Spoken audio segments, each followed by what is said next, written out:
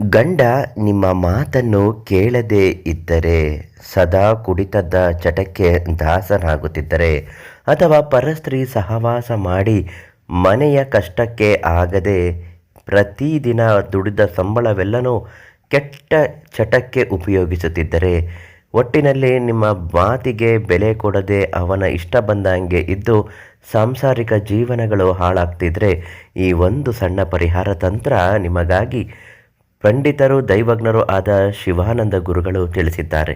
ಅವರು ತಿಳಿಸಿದ ಪ್ರಕಾರ ಈ ಒಂದು ಸರಳ ತಂತ್ರವನ್ನು ಮಾಡಿದ್ದೇ ಆದಲ್ಲಿ ನಿಮ್ಮ ಗಂಡ ನಿಮ್ಮ ಮಾತನ್ನು ಕೇಳ್ತಾನೆ, ನಿಮ್ಮನ್ನು ಬಿಟ್ಟು ಎಲ್ಲಿಗೂ ಹೋಗುವುದಿಲ್ಲ.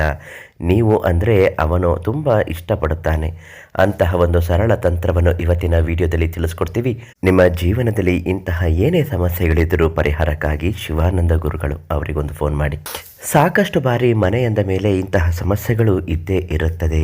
ಕೆಲವು ಸಮಸ್ಯೆಗಳು ಗೊತ್ತೋ ಗೊತ್ತಿಲ್ಲದೆಯೂ ಬಂದರೆ, ಇನ್ನು ಕೆಲವು ಸಮಸ್ಯೆಗಳು ಕಣ್ಣ ಮುಂದೆ ನಡೆಯುತ್ತಿದ್ದರೂ ಏನು ಮಾಡಲಾಗದೇ ಇರುವ ಅಸಹಾಯ ಸ್ಥಿತಿಗೆ ತಲುಪುತ್ತೀರಿ. ಅದರಲ್ಲೂ ಹೆಣ್ಣು ಮಕ್ಕಳು ತುಂಬ ಮೂಕ ವೇದನೆಯನ್ನು ಅನುಭವಿಸುತ್ತಿರುತ್ತಾರೆ.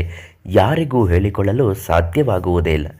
ಇಂತಹ ಕಷ್ಟಗಳು ಬಂದಾಗ ನೀವು ಮಾಡಬೇಕಾಗಿರುವುದು ಇಷ್ಟೇ. ಒಂದು ಮುಷ್ಟಿ ಅರಳಿ ಮರದ ಬುಡದಲ್ಲಿರುವಂತಹ ಮಣ್ಣನ್ನು ತೆಗೆದುಕೊಂಡು ಬಂದು ಅದಕ್ಕೆ ಒಂದು ಸ್ವಲ್ಪ ಹಾಲನ್ನು ಸೇರಿಸಿ ಕಲಸಬೇಕು. ಮುದ್ದೆಯ ರೀತಿಯಲ್ಲಿ ಕಲಸಿದ ನಂತರ ಅದನ್ನು ಒಂದು ಅರಿಶಿಣದ ಬಟ್ಟೆ ಒಳಗಡೆ ಇಡಬೇಕು. ಮನೆಯ ಮುಂದೆ ಇಟ್ಟು ಸಂಕಲ್ಪ ಮಾಡಿ, ನಿಮ್ಮ ಗಂಡ ನಿಮ್ಮ ಮಾತನ್ನು ಕೇಳಬೇಕು, ಪರಸ್ತ್ರೀ ಸಹವಾಸ ಬಿಡಬೇಕು, ಕುಡಿತದ ಚಟವನ್ನು ಬಿಡಬೇಕು, ಕೆಟ್ಟ ಅಭ್ಯಾಸಗಳು ಏನೇ ಇದ್ರೂ ಬಿಟ್ಟು ಮರ್ಯಾದೆಯಿಂದ ಮನೆಯನ್ನು ನಡೆಸಿಕೊಂಡು ಹೋಗಬೇಕು ಅಂತ ಭಕ್ತಿಯಿಂದ ಬೇಡಿಕೊಂಡು ಸಂಕಲ್ಪ ಮಾಡಿ ದೀಪವನ್ನು ಹಚ್ಚಬೇಕು. ತದನಂತರ ಮಾರನೇ ದಿನ ಬೆಳಿಗ್ಗೆ ಆ ಮಣ್ಣನ್ನು ತೆಗೆದು ಅವನ ಹಣೆಗೆ ತಿಲಕವಾಗಿ ಇಡುತ್ತಾ ಬರಬೇಕು. ಖಂಡಿತವಾಗಿಯೂ ಪರಸ್ತ್ರೀ ಸಹವಾಸವನ್ನು ಬಿಡುತ್ತಾರೆ. ಇದನ್ನು ಮಾಡುವ ಮೊದಲು ಶಿವಾನಂದ ಗುರುಗಳಿಗೆ ಒಂದು ಫೋನ್ ಮಾಡಿ ಸಂಪೂರ್ಣವಾಗಿ ನಿಮಗೆ ಯಾವುದೇ ರೀತಿಯಾದಂತಹ ಅಳುಕು ಇಲ್ಲದೆ ಪರಿಹಾರವನ್ನು ತುಂಬ ಜನರಿಗೆ ನೀಡಿದ್ದಾರೆ, ನಿಮಗೂ ಕೂಡ ನೀಡುತ್ತಾರೆ.